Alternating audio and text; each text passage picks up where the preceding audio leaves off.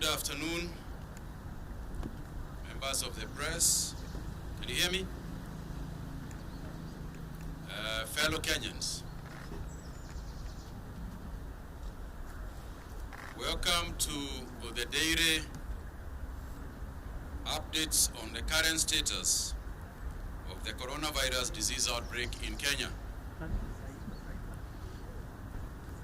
Let me start by telling you that the situation in our country is not getting better.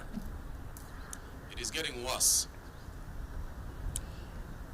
As I have continuously told you in my daily briefings, this disease is a pandemic. As a government, we are continuously improving our level of response to mitigate our rate of infections. I'm deeply saddened that a section of Kenyans have taken to social media to make mockery of some of these efforts. Yesterday, I informed you about our 2 young people who have recovered from this deadly coronavirus disease. However, some have deliberately decided to trivialize our efforts, and in so doing, trivialize 2 Kenyans.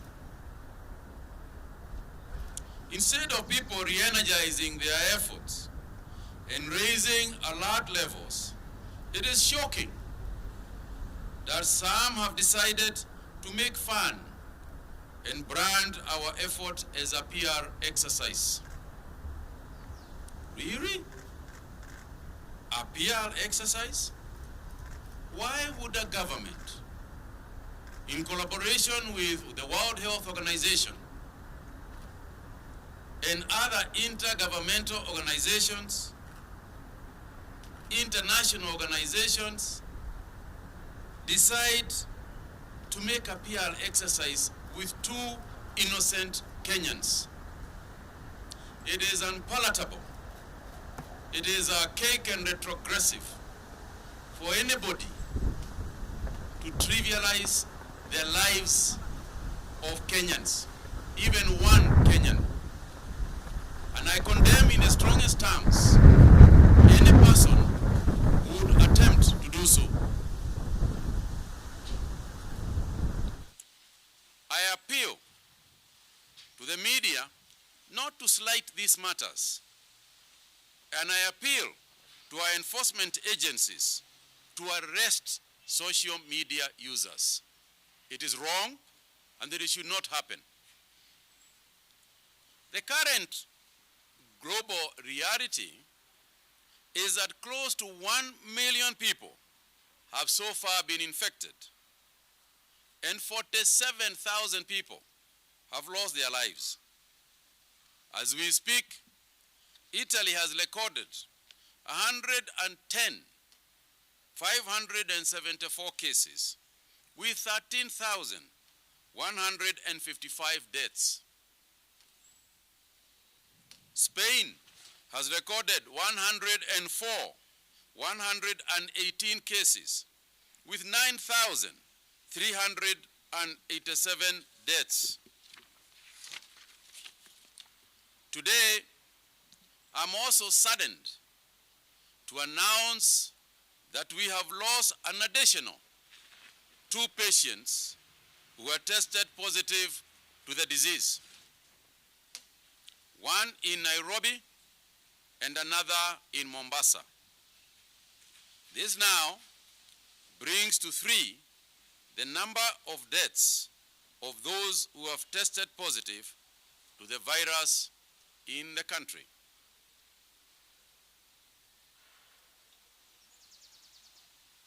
In spite of all this, I'm also pleased to announce to you that the Deputy Governor of Kilifi County, whom we place under mandatory quarantine, has fully recovered.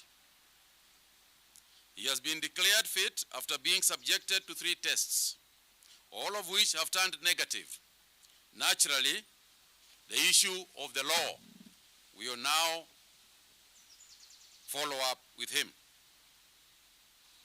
If you may recall, I informed you that this week we have embarked on a mass testing of 2,050 people that we place under mandatory quarantine in various hotels and designated government facilities. This exercise is continuing. In the last 24 hours, we have managed to test a total of 662 samples. You will notice that this is a new record in terms of our daily testing capacity. This is because of activation of testing facilities across the country and additional testing facilities in private facilities. Out of the 662 samples, 29 people have tested positive to the coronavirus disease. Out of this number, 28 are Kenyans, while one is a Congolese. This now brings the total number of those who have tested positive for the disease in the country to 110.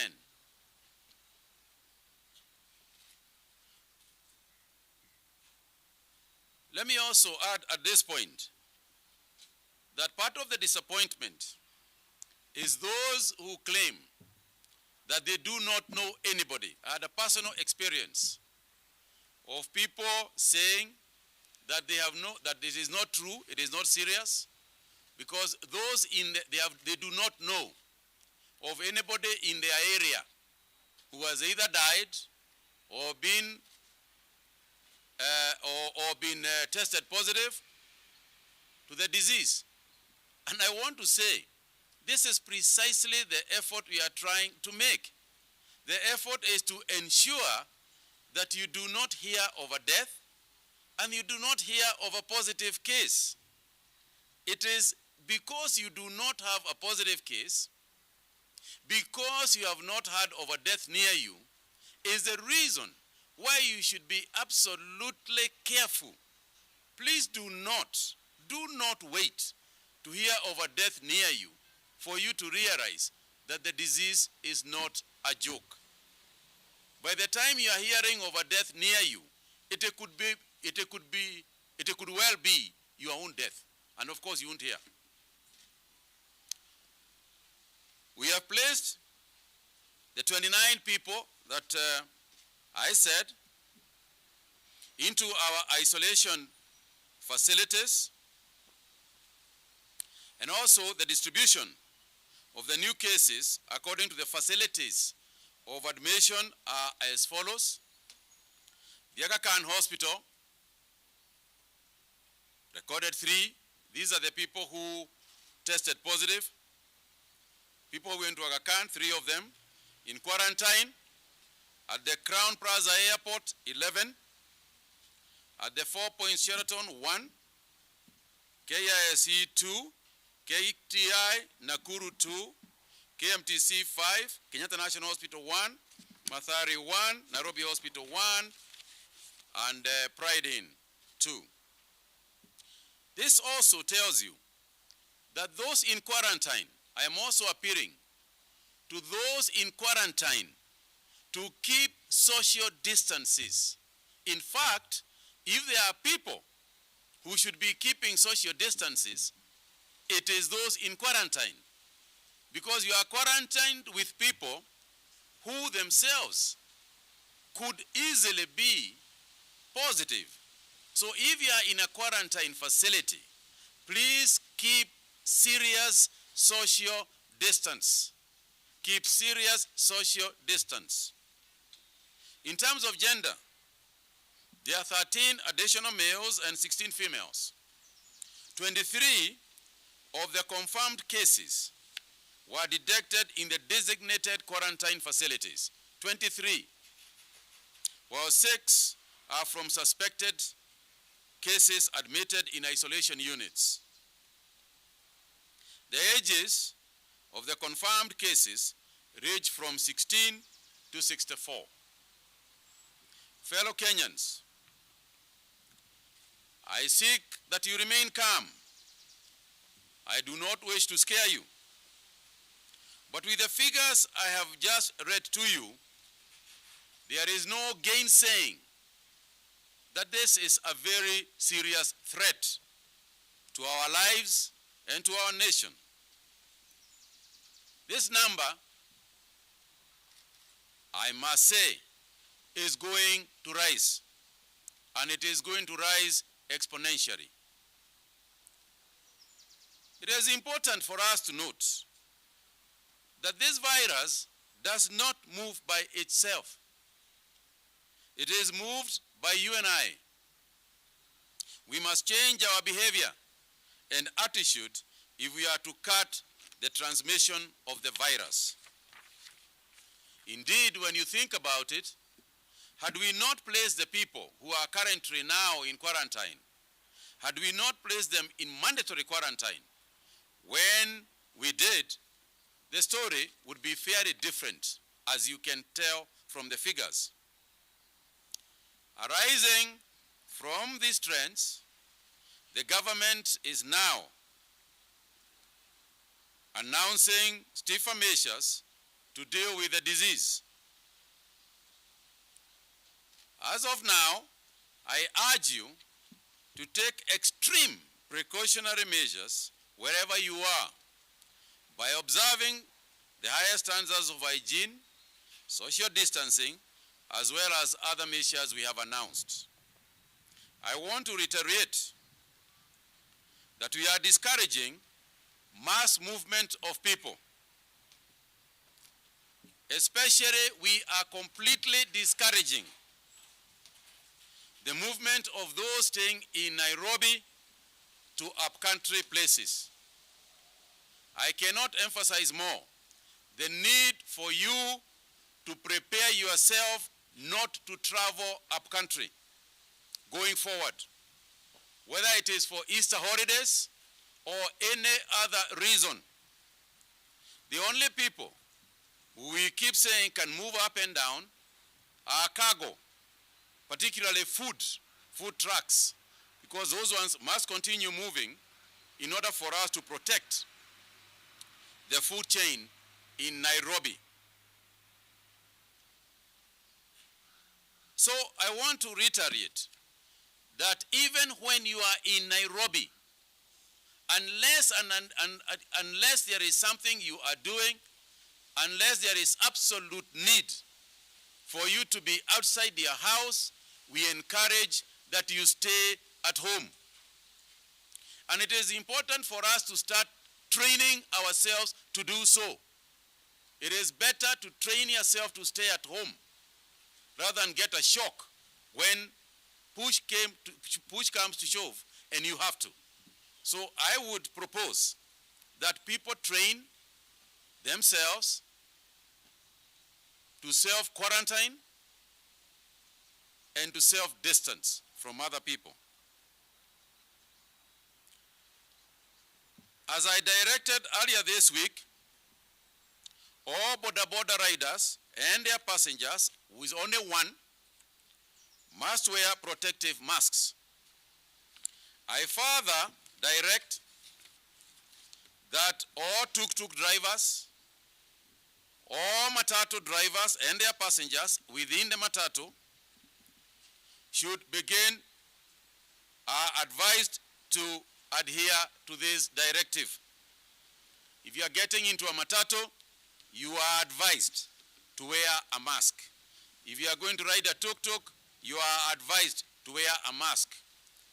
Beginning today, we have begun local production of the face masks. We are also beginning to make PPEs for our health workers. We have now passed the tests of making them locally. But as for the masks, we are going to distribute through the counties and the chairman of borders and the chairman of matatos what we are currently holding. However, going forward, it will be possible for you to acquire the masks, and cheaply too. After my presentation, I am going to ask the acting DG for Health, to explain to you the materials that can be used even by tailors at home, under the directives and the ways that you are going to be advised on how to make face masks. It is not all materials.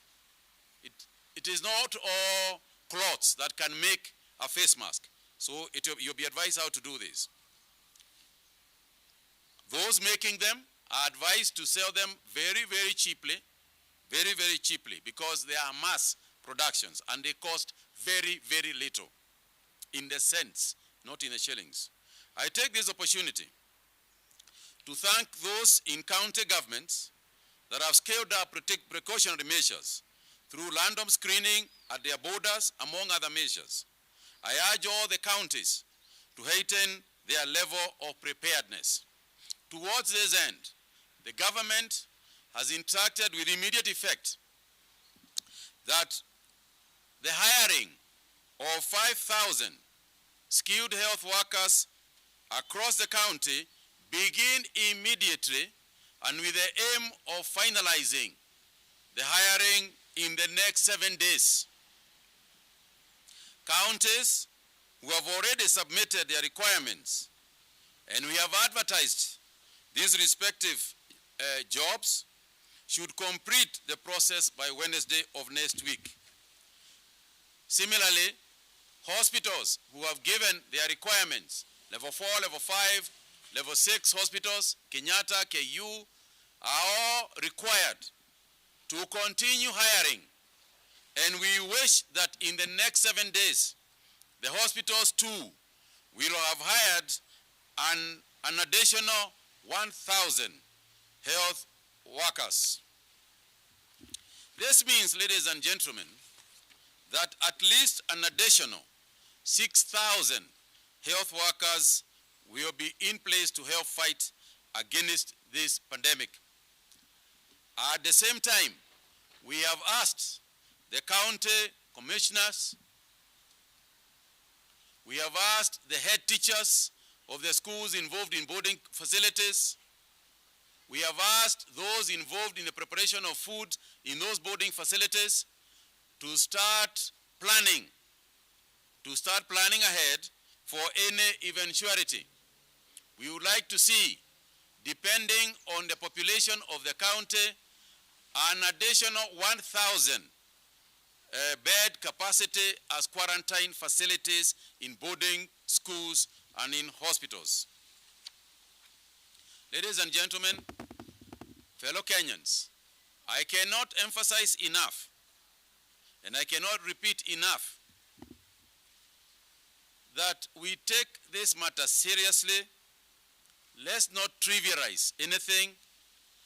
I ask the media, please, please, we urge you and we ask you, through you, this matter can be taken seriously, or through you, people can easily begin to make it like a joke.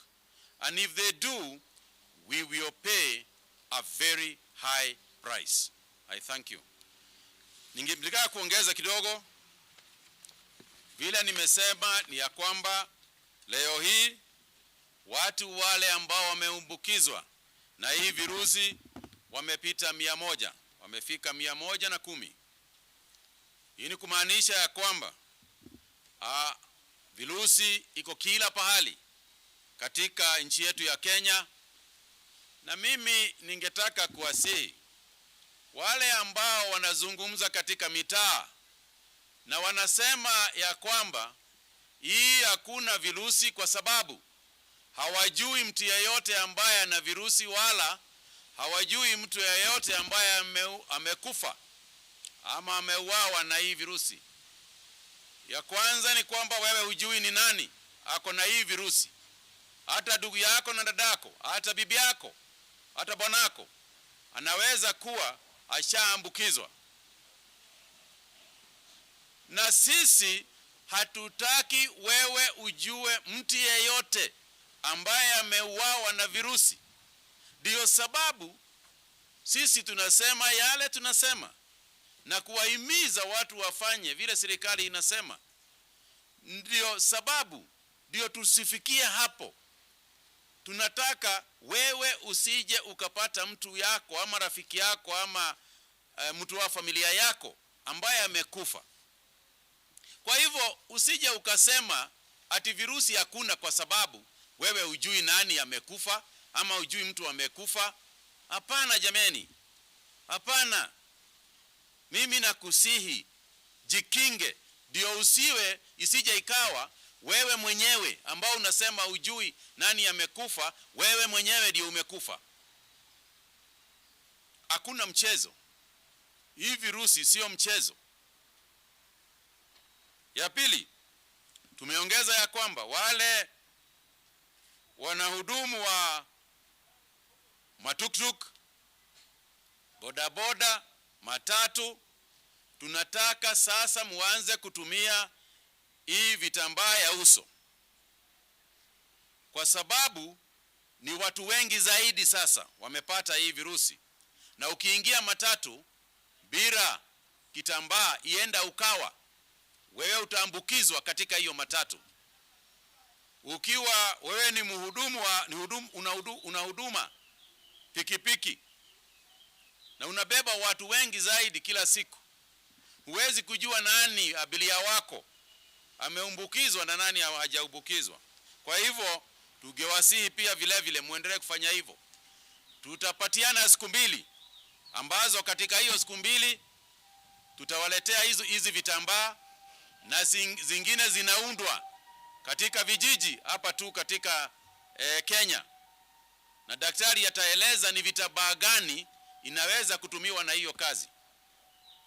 Hiyo siku 2 ikiisha, basi serikali ni lazima ingilie hiyo maneno na kuona ya kwamba hakuna mtu atabebwa na pikipiki ama abebe na pikipiki bila kutumia kitambaa, ama kuingia matatu bila kutumia kitambaa.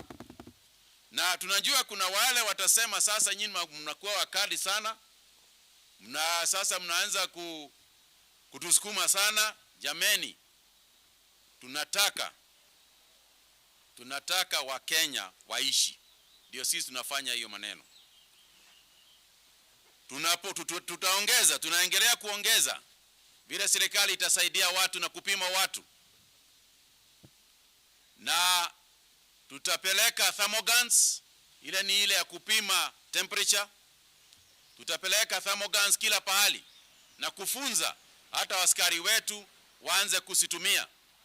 Ndio ukisimamishwa pahali na traffic, unapimwa onekana temperature imepanda juu sana, basi unasimamishwa na unapelekwa pahali tunaweza kuangalia kama wewe una virusi.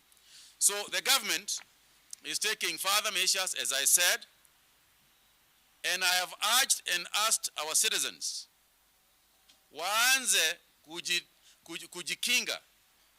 Jitayarisheni, mujitayarishe. Wale ambao walikuwa nataka kwenda ushago wakati wa Krismasi, wakati wa Pasaka. Wakati wa Pasaka, sio Krismasi, wakati wa Pasaka. Wale walikuwa nataka kwenda nyumbani kusalimia wazazi, tafadhalini kaeni hapa Nairobi. Hata wale wanatembea sana kutoka kaunti kwenda kaunti ingine, sasa tungetaka kukwamisha mambo ya kutembea. Wewe kaa pahali ulipo. Ukiwa kaunti ya Nyeri, jaribu sana ukae huko. Ukiwa kaunti ya Kisumu ama pahali pengine, jaribu sana uzoee. Anza kuzoea kukaa pahali ulipo, kwa sababu tukifika kiwango fulani basi itatubidi kila mtu akae nyumbani. Na vile tunaweza kuzuia hiyo maneno ya kila mtu akae nyumbani ni watu wajikinge na wafanye vile serikali inasema. Asanteni sana. Only 2 questions today. Only 2 questions.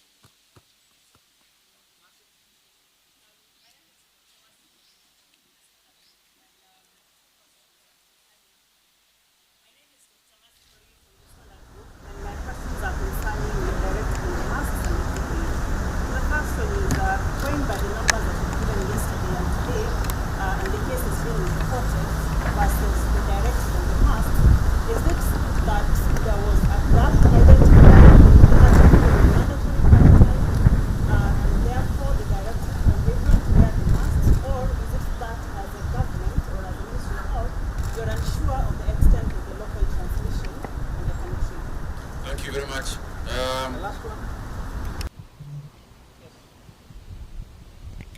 My name is Patrick from the Star newspaper. My question is, has the government so far disposed the body of the first patient who passed on at Aga Khan? If not, what is the way forward? And then what is the fate of the 25 counties that do not have ICU units? Okay, I am going to respond half-half in both questions, and then Dr. Amoth, in responding to the other issues that we raised, will also address the issue of the body and also the disposal and the protocols, those protocols. But on the issue of the mass, Dr. Masi, what we said earlier, that we move on these things on the basis of empirical evidence and therefore take measures in accordance with what we have observed. And the point is that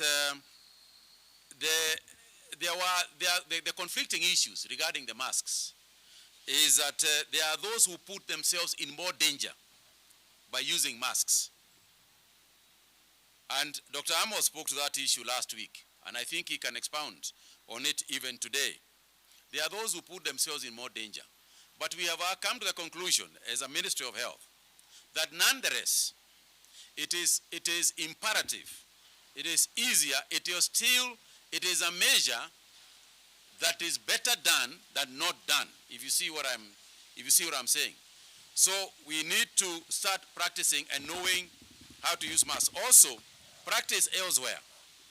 As the disease is progressing, practice elsewhere is that masks do help if you know how to use them. They help if you know how to use them. If you don't know how to use them, they can also pose a danger. And that's why we are saying Daktari will speak to it. What was your question again? Yeah, disposal, yes. The issue of the disposal will be addressed by Dr. Amoth. I thank you very much.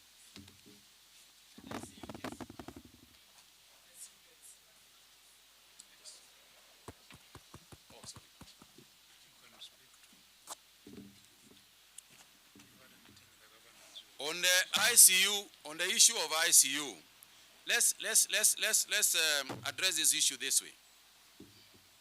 ICU is the last resort. Is a last resort to treating anybody. And if you are a medical doctor, Dr. Masi, you can explain that to your colleague. Long before we get to ICU, there are very many things that have happened. And if you look at the statistics, even globally, and even if you look at the areas where there are very many and severe cases, ICU is not where you start. Long before you get into a ventilator, we have isolated you, like the ones we have isolated, and manage their cases. After that, we go to provision of oxygen. After that is the only time you get to go into the ICU. So as much as some counties do not have ICU facilities, we are building capacity to use even other facilities as ICU facilities. Thank you. I think I want to invite Dr. Amoth to speak to all these issues. Thank you, Waziri. I think you have spoken very well about the issue of the masks. And this is just an additional measure that we are undertaking in order to ensure protection of the public. But that notwithstanding, of course, we'll still continue to harp on the need for infection prevention control measures like the hand washing, the use of the sanitizers, and of course, the social distancing. The masks that we have distributed to you people, the media, is a 3-layered mask basically. And this is where we want to start local manufacturing. The outer layer is made of a material that is water repellent, also called hydrophobic. So if there's any spillage of blood or secretions, then it does not come into contact with you. If you cut the mask, a cross-section of the mask, there's a middle layer that has a filter. That filter is supposed to be able to pick particulate matter and bacteria and therefore stop you from inhaling the particulate matter or the bacteria.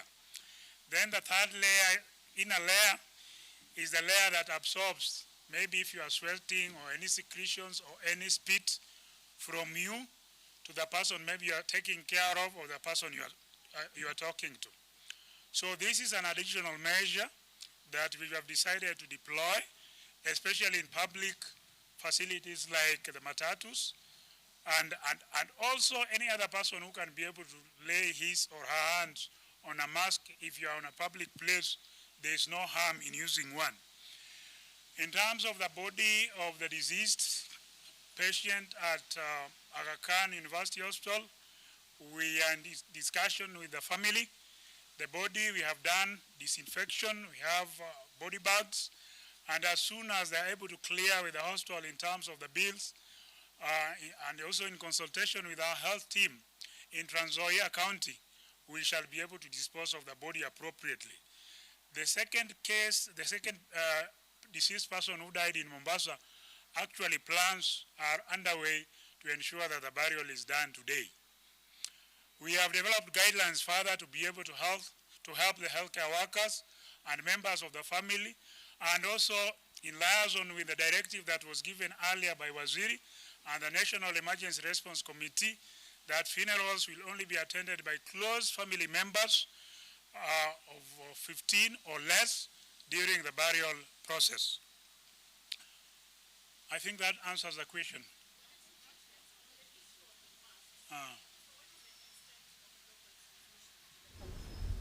There is already local transmission in the country.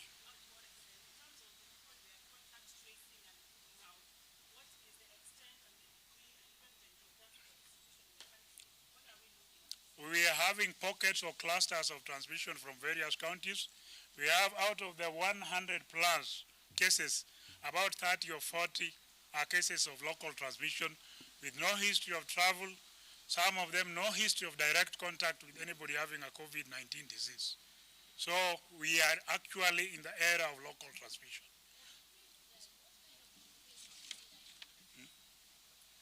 Tosha.